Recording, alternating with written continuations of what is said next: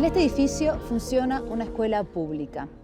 Su construcción, de un diseño autosustentable llamado Nave Tierra, permite recolectar agua de lluvia que será almacenada en cisternas para luego ser potabilizada y abastecer todo el sistema de distribución. De esta manera, el agua se puede reutilizar hasta 4 veces, logrando así ser autosuficiente.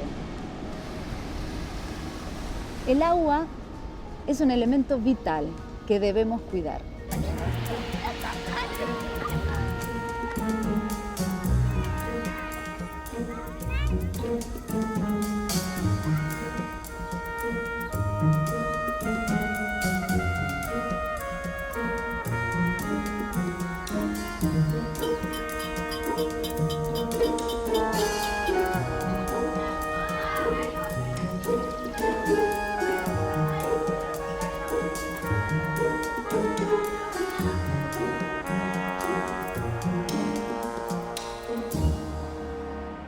Cuando hablamos del cuidado del medio ambiente, siempre tendemos a ejemplificar con grandes cosas como el calentamiento global o el impacto que causa la deforestación, la extinción de las especies o las acciones que afectan grandes territorios. Esto hace suponer que el compromiso individual no tuviera lugar en la crisis ambiental. Sin embargo, todos los problemas son socioambientales y las comunidades, en la mayoría de los casos, tienen mucho por hacer. Si queremos mejorar las condiciones del ambiente, tenemos que involucrarnos como individuos y como sociedad.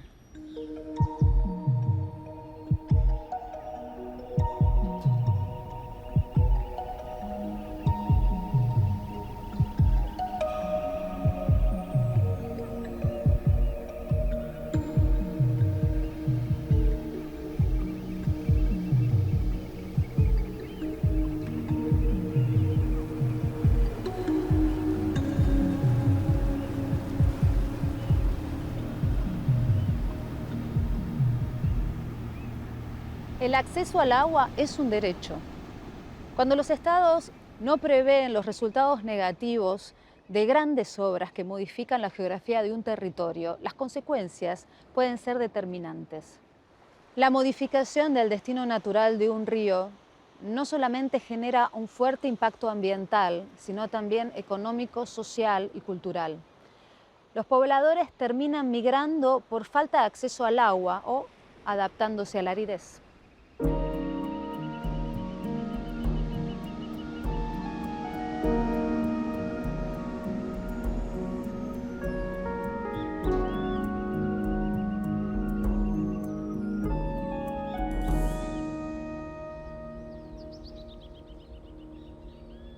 Mi padre vino muy jovencito desde Buenos Aires.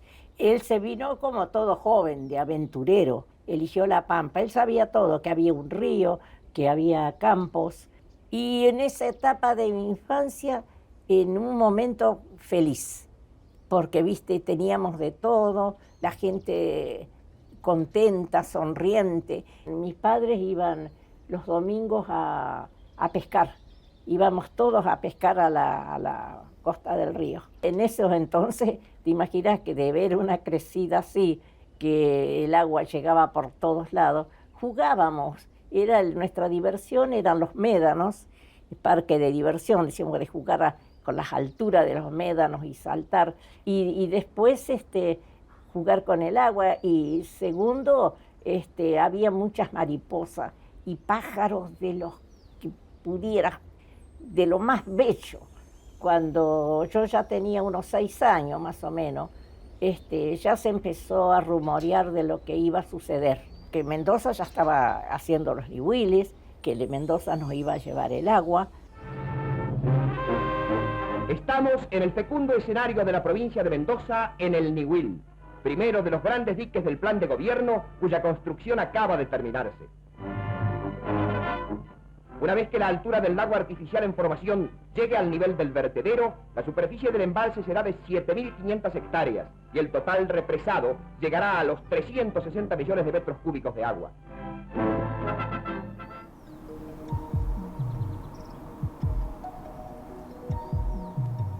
El conflicto con respecto al escurrimiento del río Atuel en La Pampa se inicia hace más de 100 años, en 1918, cuando empiezan los primeros cortes a uno de los brazos del río, el río Atuel propiamente dicho, que deja de correr en ese año. Años más tarde, en la década del 30, unas primeras obras en la zona sur de Mendoza cortan el otro brazo del río, el arroyo Butaló, que se conoce, y definitivamente en el año 1947 el corte que se produce en el arroyo de la Barda a causa de la construcción y puesta en marcha del complejo hidroeléctrico Los Nihuiles.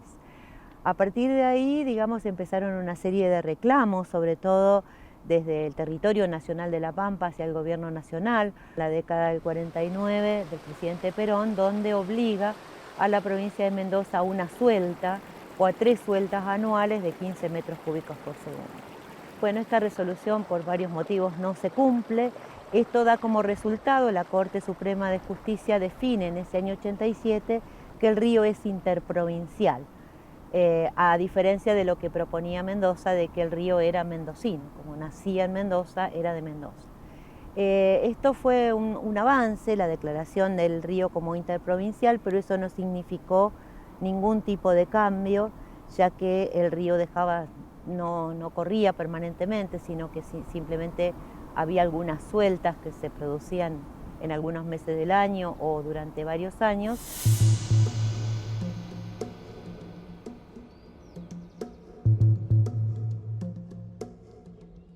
Los jóvenes se tenían que ir a buscar algún lugar donde refugiarse para trabajar y poderlos llevar. Así que fue que la juventud empezó a irse. Igual se siguió trabajando hasta que se pudo en Santa Isabel.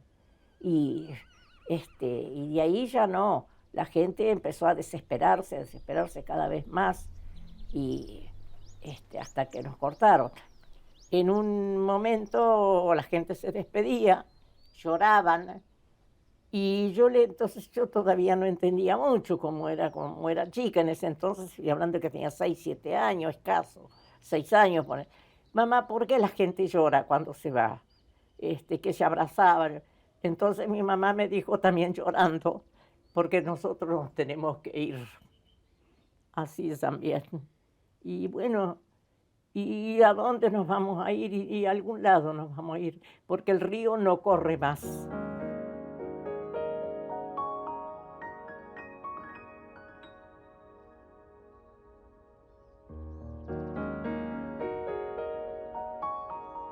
El primer impacto en realidad fue tan grande que produce lo que nosotros llamamos la diáspora atuelina, que es superior al 45% de la población. En esos 23 años en que el río no corrió, el 45% de la población emigró.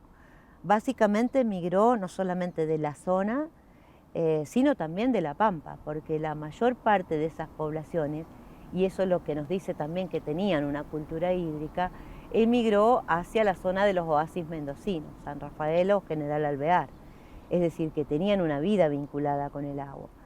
Pero además los impactos, además de ser directos, son también indirectos, porque la población que emigra básicamente es población en edad productiva y reproductiva. ¿Esto qué quiere decir? Que se pierde gran cantidad de población en edad de trabajar y a su vez en edad de tener hijos, de procrear. Los impactos fueron muchos. Poblaciones, digamos, acostumbradas a una cultura vinculada con el agua, perder o adaptarse ahora a otras formas sin agua. Ese fue un impacto que nosotros lo hemos denominado como una pérdida de la memoria hídrica, de la cultura, del carácter hidrosocial de las poblaciones que se han ido perdiendo. Es decir, perder todo conocimiento que se tenía sobre el uso del agua, sobre también los usos, los bienes y servicios ambientales que provee el ecosistema hídrico. Eso generó, por supuesto, unos cambios en los modos de vida muy importantes, porque, bueno, significó corrimiento de los puestos, también, digamos, a causa de la erosión se borraron los cauces. Y un día dice que dice, mamá, ¿qué río hablaba vos? ¿A dónde está el río? No, era un río que pasaba por acá, que qué sé yo. Imagínate, casi 100 años, como los chicos ni saben de que había un río y que ven un puente con un río tapado de arena y yuyo. Y ese porque acá pasaba un río, pero el Atuel, no sé si lo toman en cuenta o no, con 85 años y no hubo una solución. Acá estoy esperando que nos devuelva Mendoza al río, va a ser muy difícil.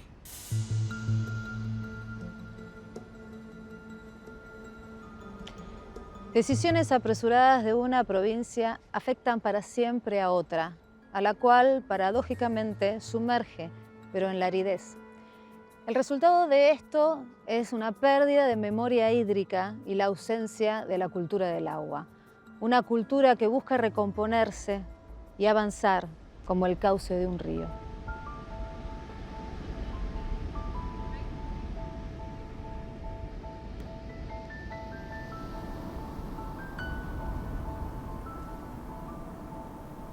Actualmente los glaciares se encuentran en retroceso, afectando la disponibilidad de agua dulce en el mundo. En la parte argentina de Tierra del Fuego existen glaciares que constituyen una reserva muy importante de agua dulce.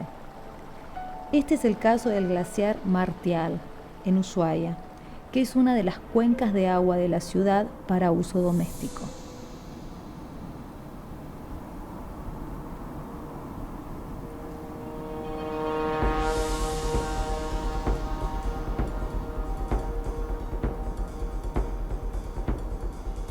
Estamos en el valle del glaciar Martial, que está a mis espaldas.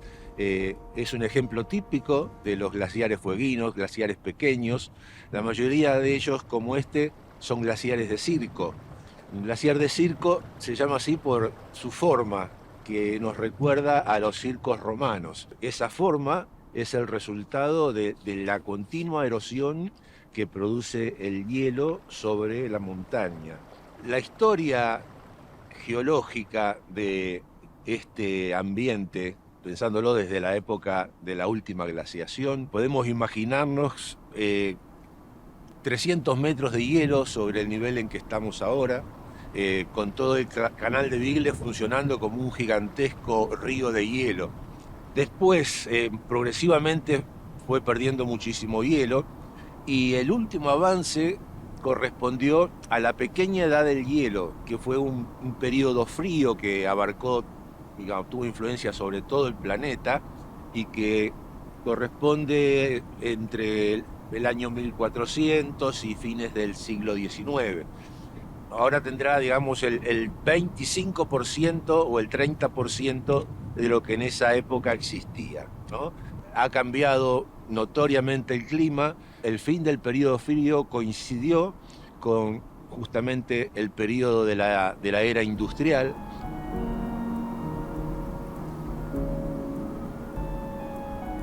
La era industrial inicia a mediados del siglo XIX y se acelera muchísimo durante la segunda mitad del siglo XX. Los que estamos viviendo hace mucho tiempo notamos esos cambios. Lo notamos en el rigor de los inviernos mucho más moderados y a la falta de nieve en la época invernal, que ha sido un cambio muy apreciable. Estos glaciares han tenido un retroceso desde el principio del siglo XX hasta ahora del orden de los 700 metros más o menos.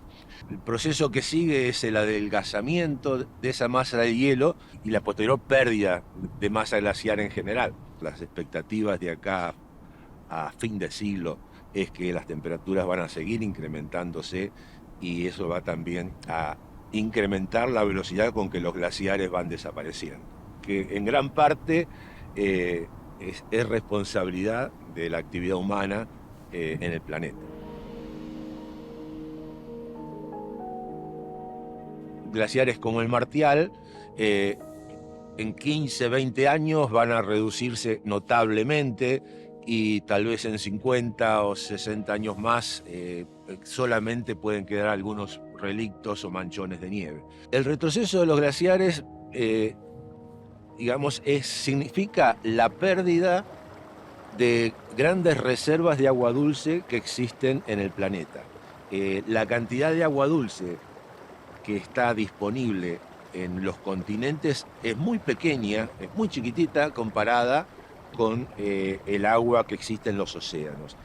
Sin embargo, son, digamos, serían los seguros de agua que tenemos cuando en la cuenca no hay más agua. Es decir, que se fue la nieve, que hay un periodo seco, que hay un periodo cálido, fines de verano, supongamos, y en esa época sí que es importante el deshielo y la contribución de agua que los glaciares dan a los arroyos. Hacia el futuro, en Ushuaia, siempre hablando de cambios mucho más notorios que los actuales, estos ríos que son de régimen pluvial, nival, glaciar, van a ser predominantemente pluviales. Entonces el agua se va mucho más rápido, se va en la época de invierno o en primavera rápidamente, y las reservas para el verano van a menguar. Ahí sí que vamos a tener un problema con la disponibilidad de agua en los veranos secos.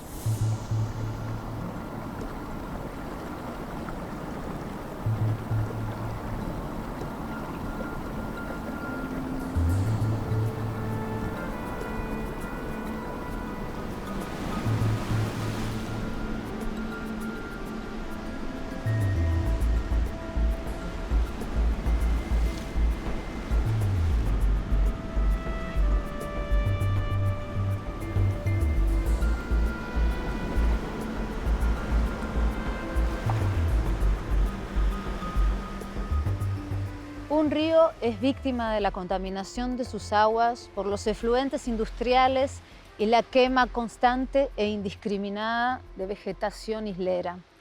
Todo esto para expandir aún más la frontera agrícola-ganadera, una práctica que representa un verdadero ecocidio.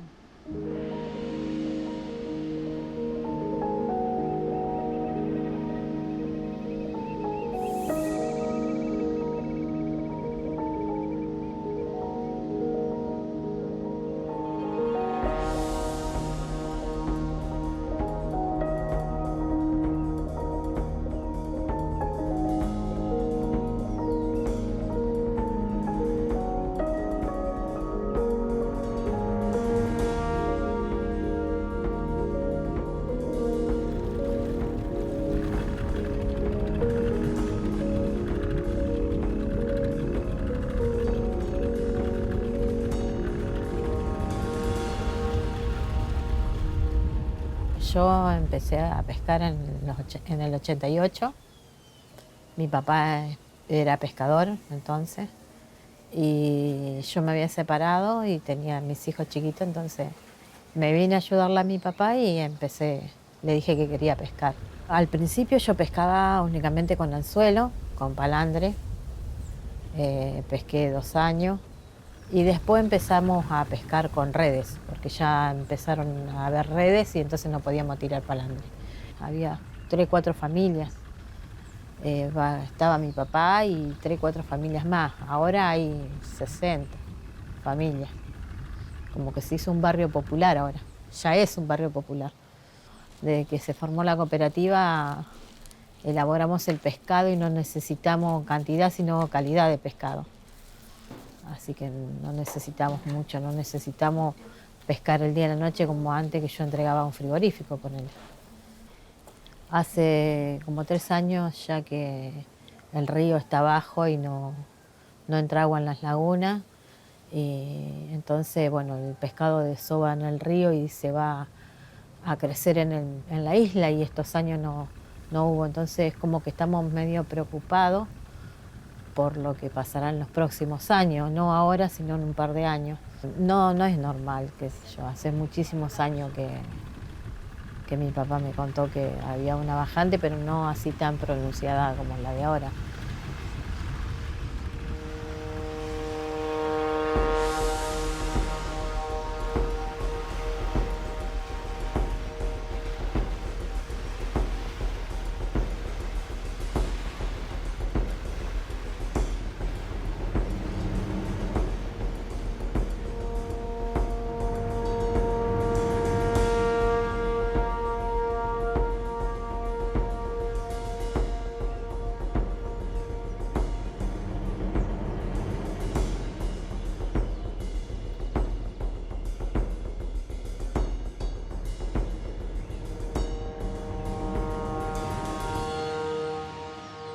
estamos en el delta medio del Paraná, en el delta que desde la ciudad de Diamante, en Entre Ríos, baja por toda nuestra región hacia la provincia de Buenos Aires. Hay un montón de islas, un montón de riachos, aparte del cauce principal del río, y comunidades asociadas a este humedal que son muy cambiantes. Entonces tenemos algunos bosquecitos más altos en los albardones, en donde el terreno sube un poco más, tenemos zonas de pajonales, tenemos zonas más inundables, tenemos algunas zonas que son más bien de bañados, por ejemplo.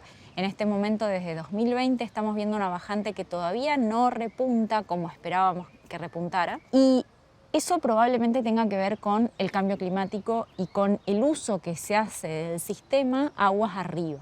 ¿Y qué consecuencias tiene? Bueno, que nosotros podíamos más o menos predecir qué pasaba con los ciclos de crecientes y bajantes del río como lo conocíamos antes.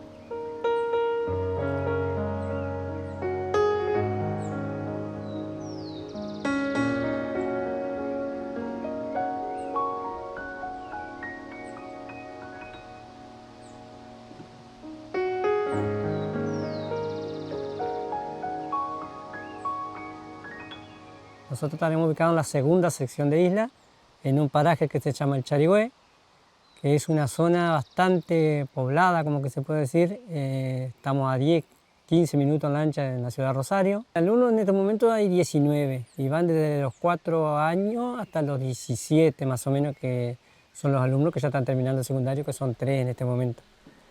Y son todos de esta zona. Ellos para llegar acá se trasladan en sus canoas, la mayoría. Algunos que les quedan más cerca vienen caminando.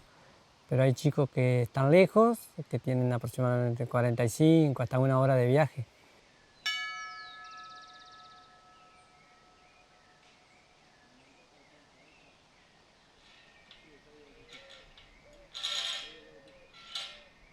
Yo no lo cambio la zona de isla por la ciudad. Para mí la tranquilidad y la paz que hay para trabajar acá con la ciudad es muy distinto. A mí trabajar acá en la isla es lo mejor que me puede haber pasado, por eso hace 14 años que ando dando vueltas en la isla.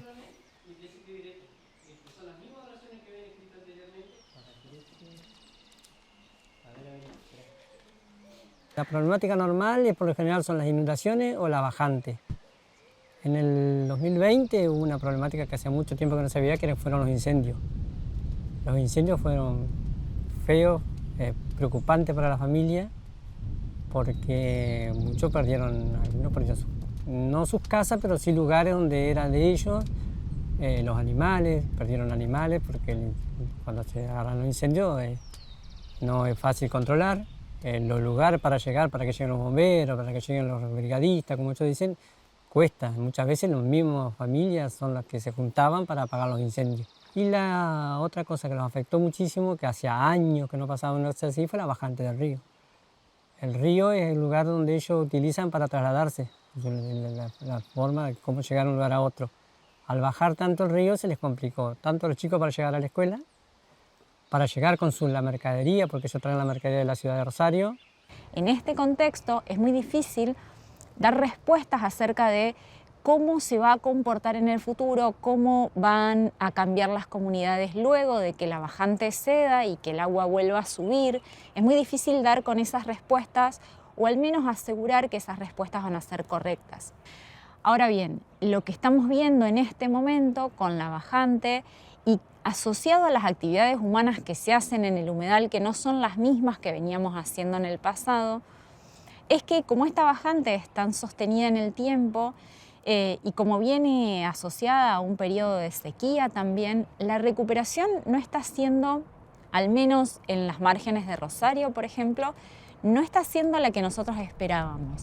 Una causa asociada a las quemas en las islas tiene que ver con la quema de pastizales para el rebrote hacia la salida del invierno, para que las vacas que son propias de los sistemas ganaderos puedan aprovechar el pasto tierno que rebrota después del fuego. Lo cierto es que muchos de los campos que sufrieron incendios en los humedales luego desarrollan prácticas ganaderas, entonces un poco hay una asociación ahí entre esas dos características.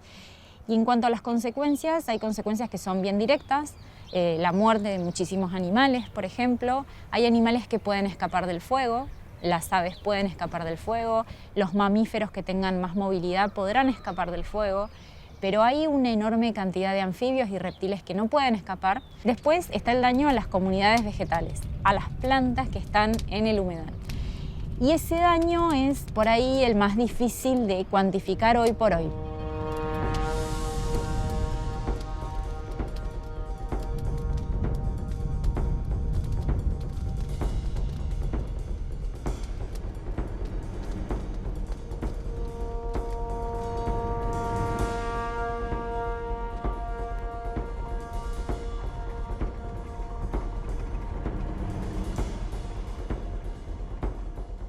La defensa de los humedales es determinante en cualquier territorio, porque de ellos depende la biodiversidad de los ecosistemas.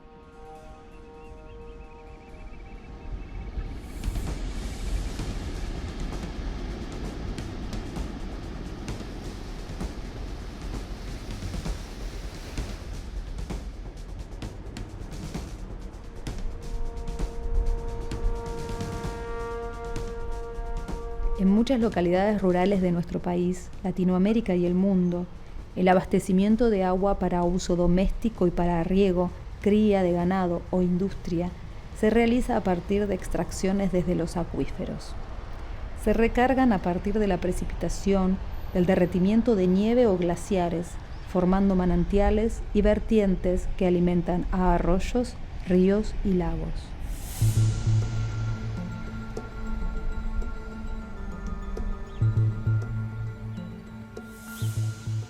Las aguas subterráneas son aguas que están en el subsuelo y son muy importantes, sobre todo para comunidades rurales y también para ciudades grandes, pequeñas y áreas periurbanas, porque se abastecen para los usos domésticos, industriales y también rurales. Las aguas subterráneas representan el 30% del agua dulce disponible en el planeta. A pesar de que aquí en la región litoral estamos en una zona donde los recursos hídricos superficiales son importantes, las aguas subterráneas aún son parte fundamental del abastecimiento urbano en casi todas las localidades del interior de la provincia de Santa Fe, incluso en aquellas que ahora se están abasteciendo con el sistema de grandes acueductos.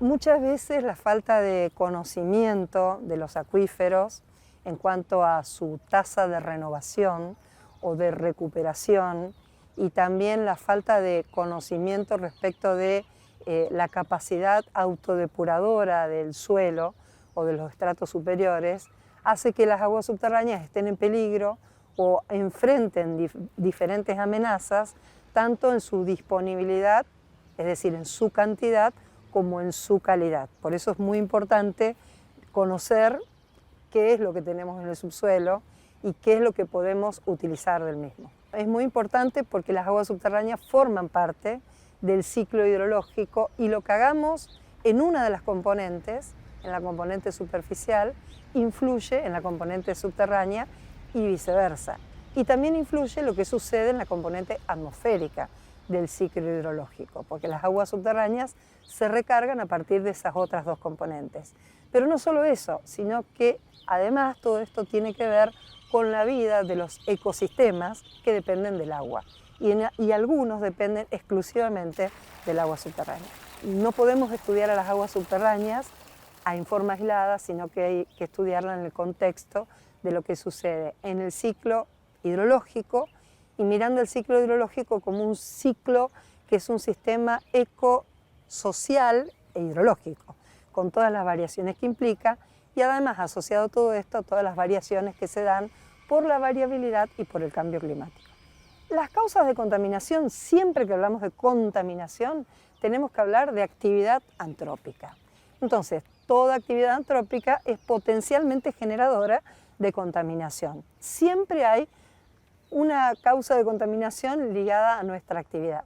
El tema es cómo nosotros manejamos esas amenazas en relación a la vulnerabilidad que tienen los distintos acuíferos. Deberíamos caracterizar la vulnerabilidad de los acuíferos para poder decidir a dónde realizar ciertas actividades que son más o menos contaminantes. La actividad minera es contaminante, la actividad doméstica también es contaminante. No se piensa, pero hay muchas localidades o zonas periurbanas de las ciudades que están contaminando el agua subterránea. ¿Por qué? Porque hay barrios enteros, hay localidades enteras que no tienen, por ejemplo, sistemas de saneamiento por red, que tienen pozos negros. Y ahí se está contaminando el agua subterránea. El agua subterránea es un recurso invisible. De nosotros depende hacerlo visible, que es lo que llama el Día Mundial del Agua en este año, hacer visible a las aguas subterráneas, porque si no, quedan libradas a su suerte y ojos que no ven, corazón que no siente.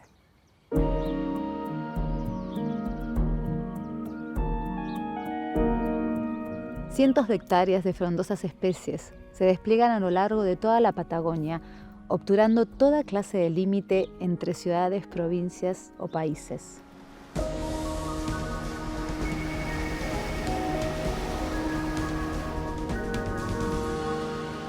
Los caminos son hostiles, pero siempre están los lagos como recompensa de la naturaleza. O por lo menos así debiera ser.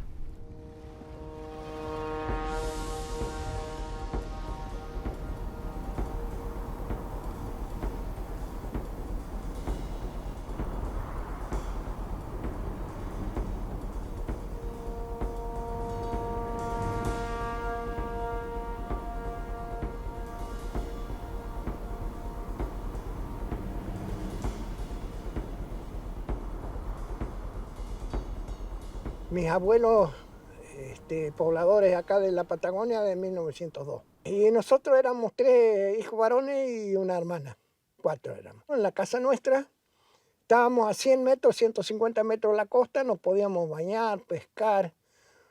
Habían 2 a 3.000 animales, se llegaron a señalar hasta 1.000 corderos, vender 400 corderos machos a frigoríficos, una producción de lana de 15 a 20 toneladas anuales.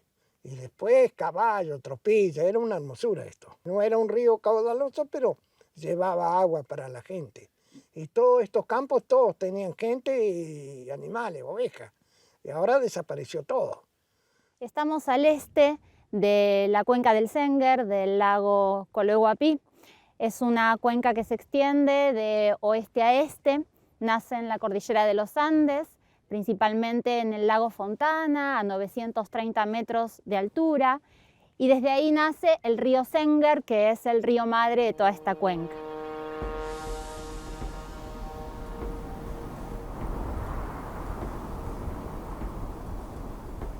Hasta 1940, aproximadamente, del lago Coloiguapí, acá cerquita de donde estamos nosotros, nacía un río, que es el río Chico, y que corría con su cauce hacia el noroeste y terminaba en el río Chubut y finalmente en el Océano Atlántico.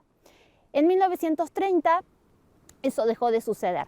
Principalmente se lo atribuye a la construcción de la Ruta Nacional número 26, que atraviesa y corta la llanura aluvial o el abanico aluvial del río Sénguer e impidió que muchos de los afluentes secundarios llegaran al Coloiguapí.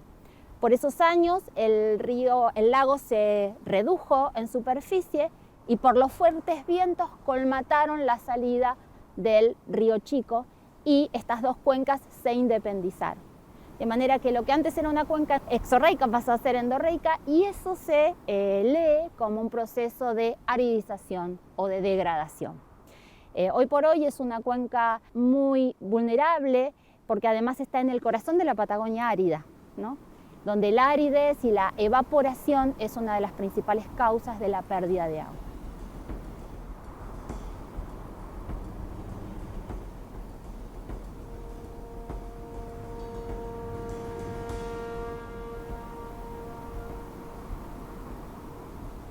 Sí, antes estaba todo poblado. Todos los campos tenían hacienda, todos los campos tenían gente. Pero eso se fue perdiendo a través de los años. Una por el zorro, otra por ahí años malos, otra la economía que tampoco ayudaba mucho y se fue despoblando y ya en una palabra ya gente para el campo no hay tampoco.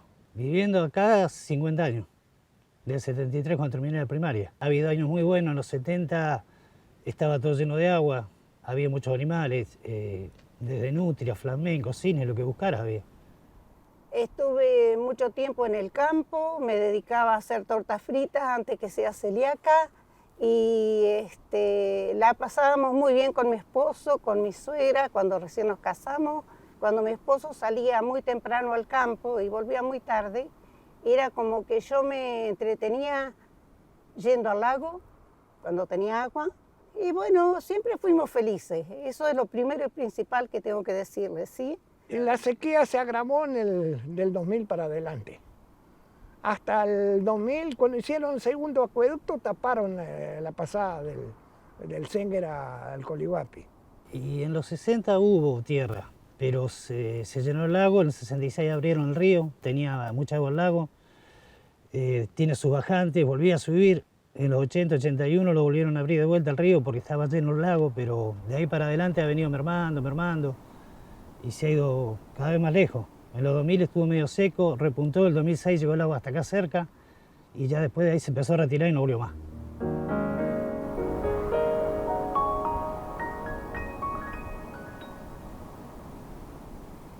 Se ha medido realmente en las últimas décadas del siglo XX utilizando imágenes satelitales. Es una tecnología que permite cuantificar con un nivel de precisión muy alto estas variaciones y efectivamente el lago Coluehuapi ha fluctuado desde, por ejemplo, en 1983 cubrió 800 kilómetros cuadrados. De hecho, los pobladores y los exploradores hablan de que se navegaba, se pescaba, ¿no? Percas y pejerreyes en esos años. Después comenzó a disminuir y en el año 2001 se redujo a 105 kilómetros cuadrados. En el año 2007 volvió a crecer, tuvo una crecida muy grande, llegando a los 800 nuevamente kilómetros cuadrados y a partir de ahí está en un retroceso permanente hasta lo que vemos hoy que está prácticamente desaparecido. Cuando se fue secando yo quería seguir insistiendo a venir y nos encajábamos, teníamos que dejar la camioneta muy lejos, acarrear el agua con los brazos y te da mucha tristeza, impotencia porque no podés hacer nada. Sacaron el agua, la tierra, con las máquinas y al no llover volvía otra vez de vuelta. Y vos sabés qué feo es vivir con impotencia, que te entra por las ventanas, que vos limpiás y al rato está la tierra así sobre la mesa. Mucha tristeza, sinceramente ver esto te conmueve. En la época de mis viejos esto ni se soñaba que iba a pasar. Pensaban siempre en sus hijos, en sus nietos. Pero ahora si pensamos en nuestros hijos, en nuestros nietos, vemos un futuro muy desalentador. Porque ¿dónde van a conseguir trabajo? Imagínense que algún día el petróleo se termine. Acá no queda nada en la Patagonia. Porque es un semidesierto, ahora se está terminando del todo. El campo mío ya quedé sin agua hace años, ya perdí 3 pozos que tenía, los perdí. El último pozo era ese que está ahí tapado. Y aparte para tomar ya no servía, hace muchos años que ya no servía, estaba salada y no sé si no tiene algo de contaminación también. Esto ya me parece que es irreversible porque cada vez se consume más agua y no sé si aunque suba al lago, no sé si aunque llueva o nieve, no sé si va a alcanzar mucho tiempo, porque va a volver a tener bajante y va a volver a haber el problema otra vez. Y en la provincia también hay más sequía que antes también. El clima también influye mucho, ¿viste? Cambió todo. Y estos últimos 2 años es imposible habitar, inhabitable está. Un día de viento la visibilidad son 50, 100 metros, no se ve más. Me quedó como un asma, nunca fumé y estoy igual como si hubiera fumado de chico o problema parecido al que tienen los mineros, eso me afectó los pulmones.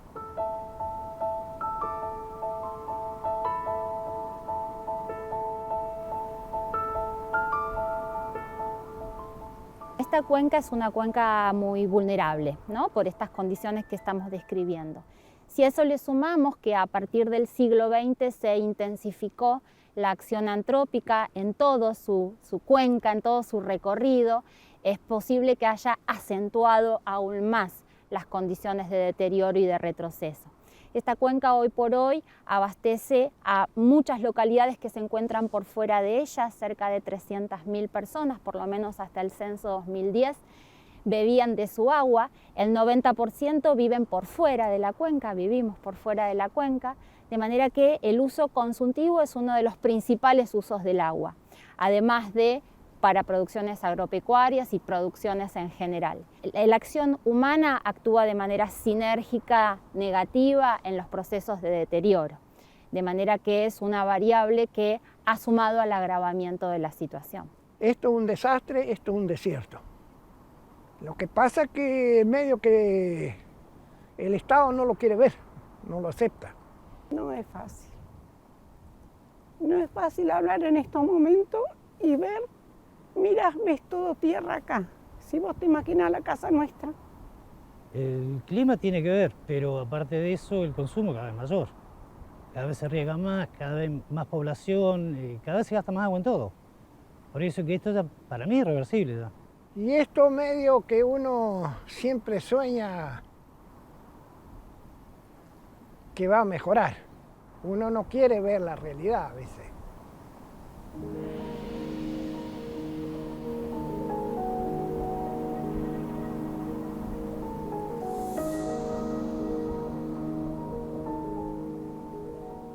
Un lago seco en la Patagonia por la intervención desconsiderada de acciones humanas es un derecho amenazado.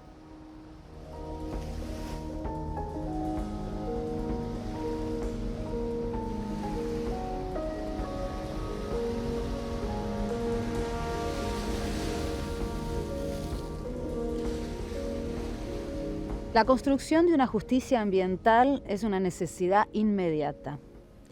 El agua como recurso ha sido catalogada desde distintas miradas como un bien económico y un bien común. Es importante comprender que el agua es un derecho que debemos tener garantizado. El planeta necesita una justicia ambiental que entienda la urgencia. No se trata de subsanar las consecuencias a futuro, sino de replantearnos el camino.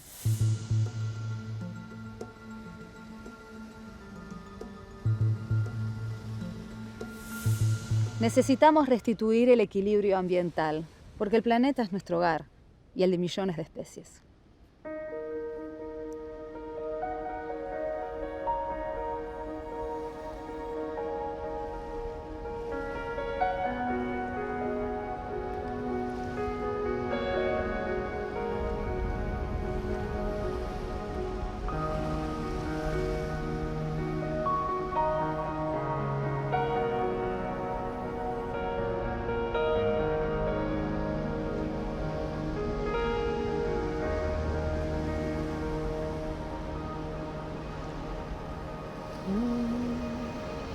A veces te recuerdo